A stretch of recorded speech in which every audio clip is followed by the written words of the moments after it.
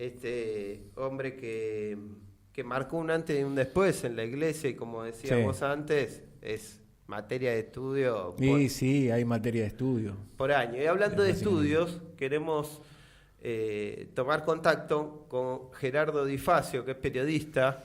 Escribió un artículo justamente sobre San Francisco de Asís, o el que a nosotros más nos llamó la atención, es aquel que cuenta algo quizás no tan conocido, que fueron los estigmas que justamente atravesó San Francisco de Asís 2 años antes de su muerte. ¿Qué tal, Gerardo? ¿Cómo andás? Buenas tardes.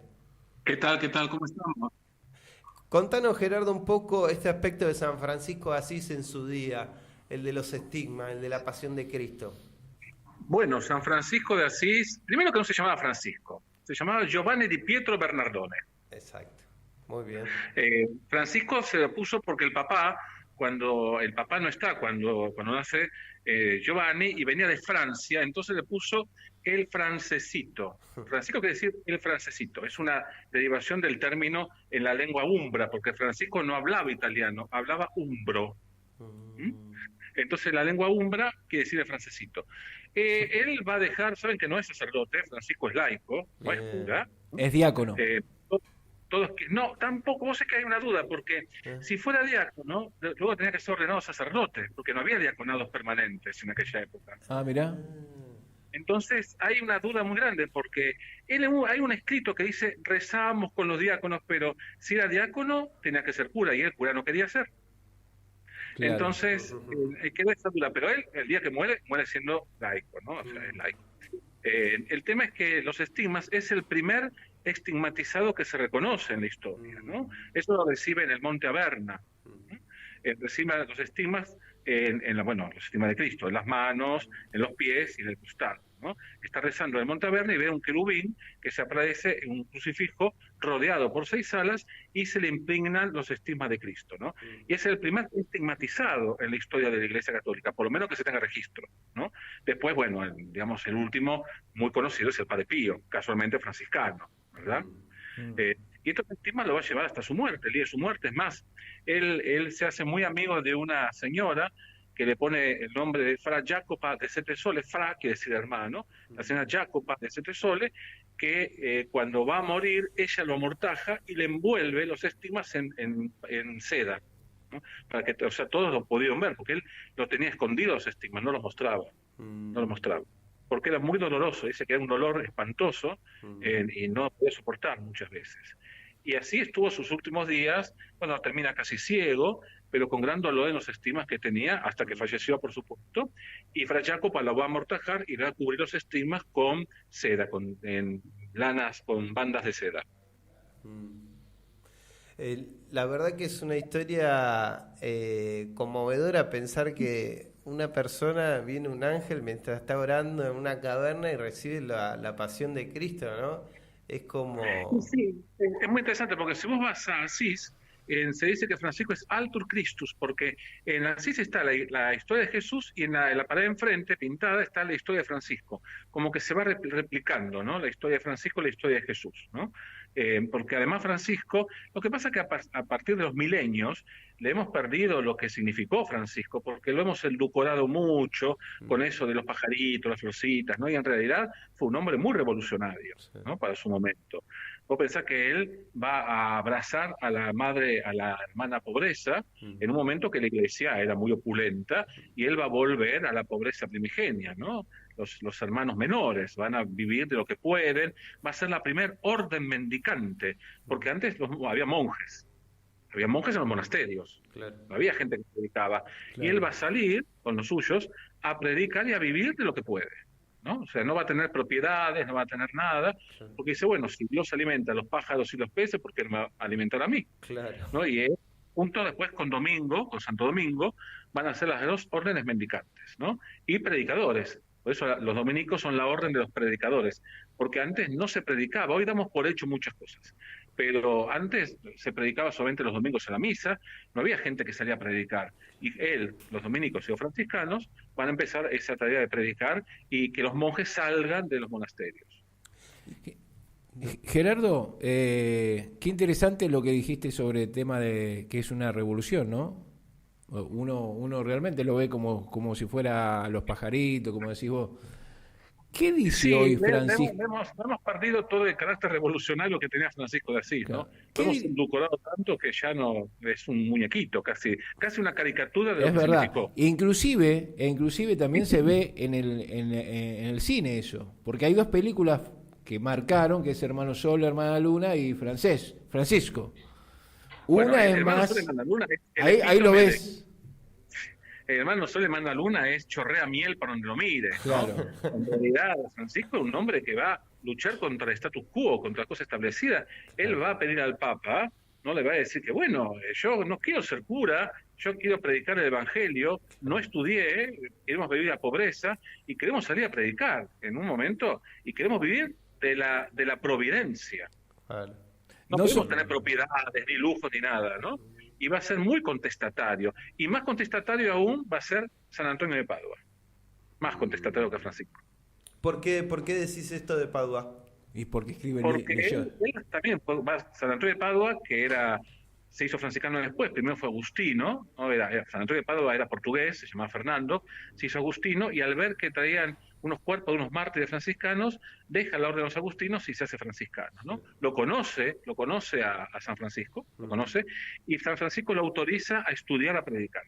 Pero San Antonio de Padua era en los sermones, las homilías que uno lo puede comprar, están por todas partes, va a ser muy contestatario contra la jerarquía establecida de la opulencia y la riqueza que tenían, ¿no? Y es más, va a ser un hombre totalmente revolucionario para su época también. Pero hay una cosa extraña, por más que le pegaba y le daba sin asco, digamos, a la jerarquía, cuando mueve San Antonio de Padua, el Papa quería canonizarlo ipso facto, hacía incorpore insepulto, quería ir y canonizarlo, de tanta fama que tenía. Y le dijeron, no, espere por lo menos un tiempo. Y bueno, y San Antonio fue el santo que más rápido se canonizó, en 5 meses lo canonizaron. Increíble. Sí, esa es la historia de San Antonio. Un gran condenador de la usura, ¿no? Claro, pero Sí, terriblemente. Yo lo que me acordaba... A San Antonio de Padua lo hemos edulcorado. Gordito, mofletudo, que no se pueden casar. Le predicaba los peces.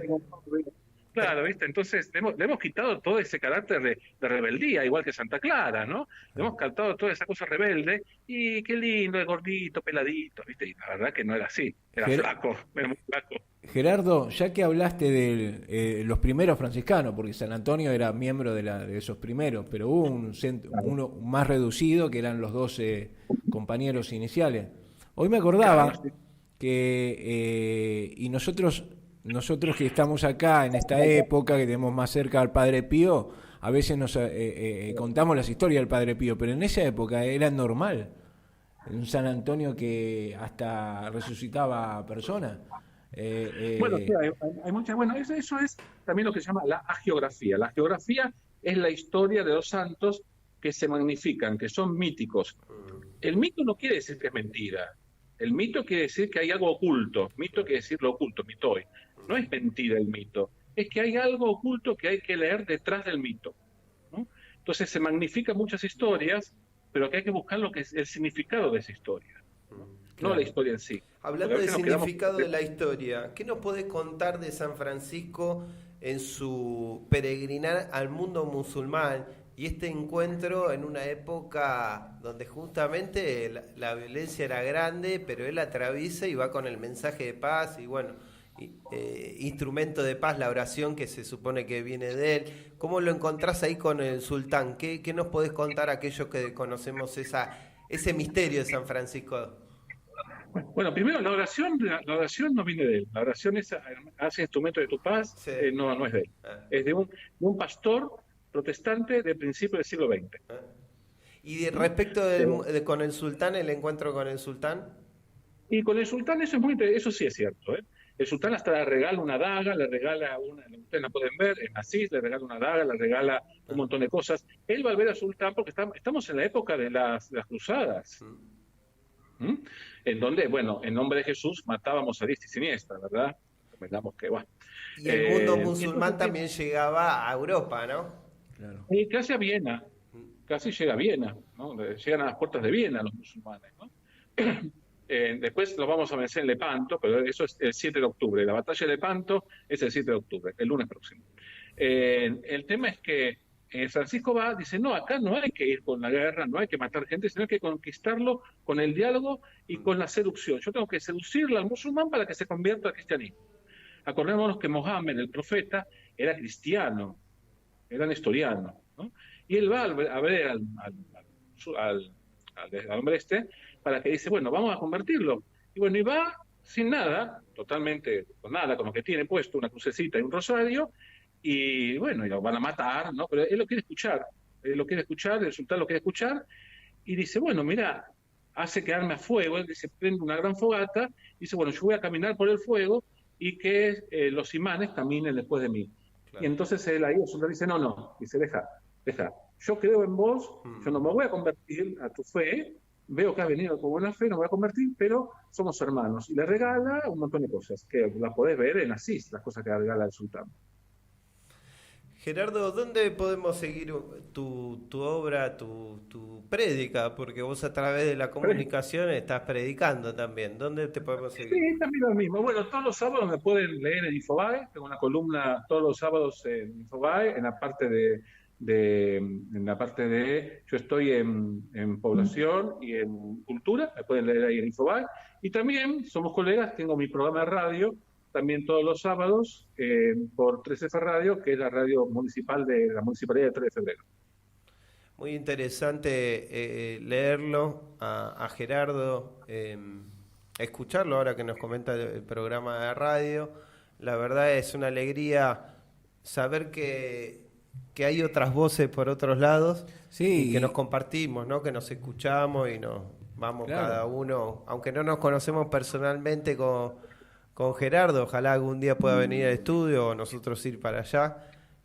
Vengan cuando quieran. Estamos los sábados, así que además somos el último programa de la radio, o sea que nos pasamos a veces del horario y nadie nos corre, porque como somos el último programa, entonces no es que tenemos que terminar porque tenemos que entregar, y nos pasamos, cuando nos pasamos. Así que pueden venir y tomamos mate y quedamos charlando hasta que las velas no ardan.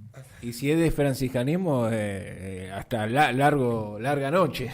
Uy, pero hay tantas cosas de franciscanismo que han quedado. Sobre todo, se dejo picando, investiguen quién es Fra Jacopo de Sette Sole. Búsquenlo.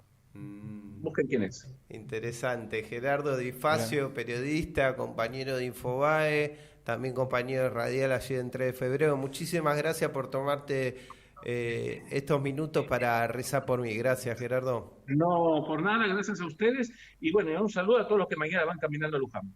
Gracias, gracias por ese saludo. Chao, hasta luego. Gracias. Escuchamos al periodista, colega, compañero en la fe, Gerardo Di Facio, y vamos a un breve corte.